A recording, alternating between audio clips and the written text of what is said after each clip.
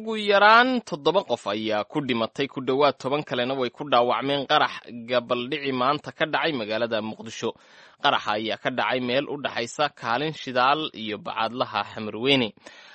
Haddaba wariyaheena Jamaal Axmed Cismaan ayaa qaraxan ka wareystay afhayeenka maamulka gobolka Banaadir ee dhinaca amniga Cabdifataax Cumar Xalane. qaraxa wuxuu ahaa gaari oo premier ah ma premier bawrtiir ka raaxada ay ku dhufteen gaari caasiya oo shacab ay saarnaayeen dhimasho iyo dhaawac baa ka dhashay ku dhawaad 7 qofood baa dhimatay 6 qofoodna waa dhaawac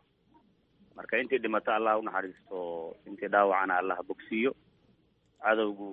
muwaadiniin Soomaaliyeed oo ka rawaxay shaqooyinkoodii oo u socda guryahoodii ayuun bay dhibaatadaas u geysteen aad baan uga xunnahay in cadowgu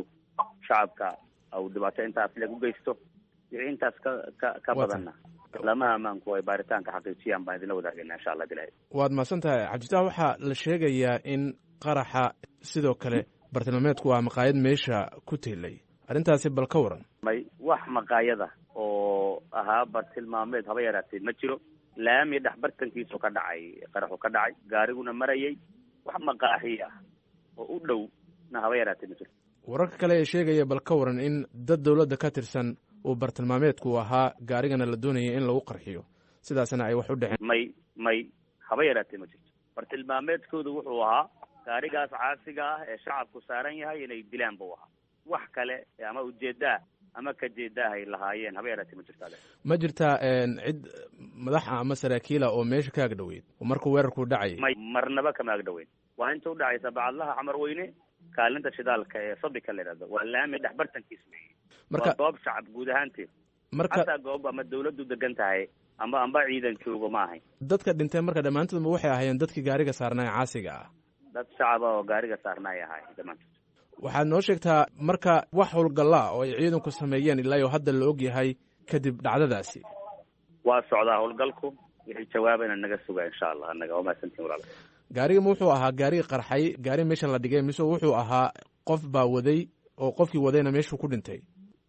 taas waxa weeye baaritaanka hadda socday ku jirta laakiin waxaan rabaa inaan ku xaqiijiyo kaliya inuu gaarigu ahaa gaari premier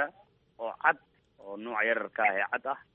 inuu ku qarxay meesha isla shalay Xamarweyne 2 qof aa lagu dilay oo wasaaradda amniga ay sheegtay inay wax ka qabanayaan arinkani maantana dad kale oo rayid ayaa magaalada lagu laayay sidaad noo sheegayso arrimahan miyaan u muuqan inay dhibaato ku yihiin amnigii iyo in uu gacanta ka sii baxayo arrinta shalay ku saabsan wasiirka amniga gudaha ka hadlay halkaas aan ku simeynaa wala loo maasanta kaasi waxa uu ahaa Jamaal Axmed Cismaan oo wareysanayay afhayeenka maamulka gobolka Banaadir ee dhinaca amniga Cabdifataax Cumar Xalane. haddaba qaraxaasi maanta ayaa waxa uu ku soo beegmay iyadoo maalmihii u dambeeyena ay weeraro qorshaysan oo dad lagu dilay ay ka dhacayeen magaalada Muqdisho. Rakatul shaydaan wajiga soo xirtay hayadii laga qaaday ilaahay xarigiisiyo xasidiin ka fogba xasuqooda kalaayo jitooda ku dhaastay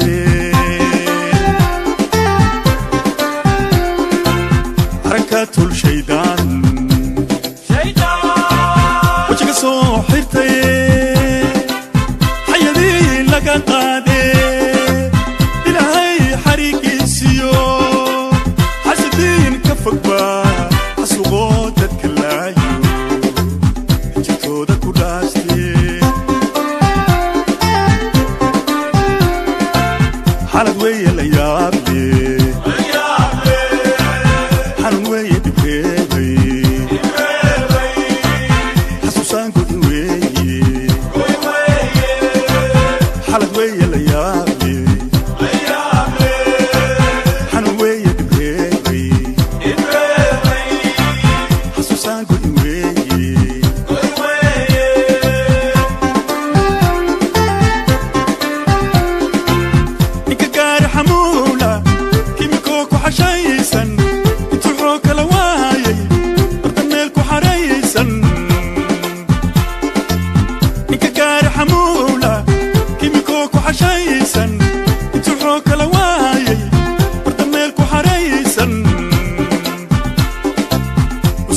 ددال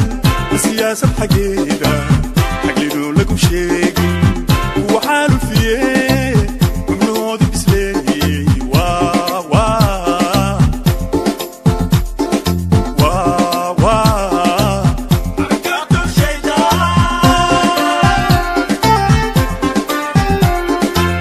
وصحيت ددال السياسة حقيقة حقلينو لكم شيء